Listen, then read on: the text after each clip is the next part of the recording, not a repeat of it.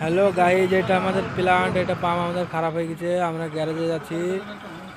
এই দেখো আমাদের ড্রাইভার, এটা বুঝলো তো, এই driver. Guys video like comment share. এটা আমাদের রাস্তার ভিউ, রোডের ভিউ। এটা ড্রাইভার চেঞ্জিং। দেখো গাইজ, দেখো driver changing. Guys like comment subscriber.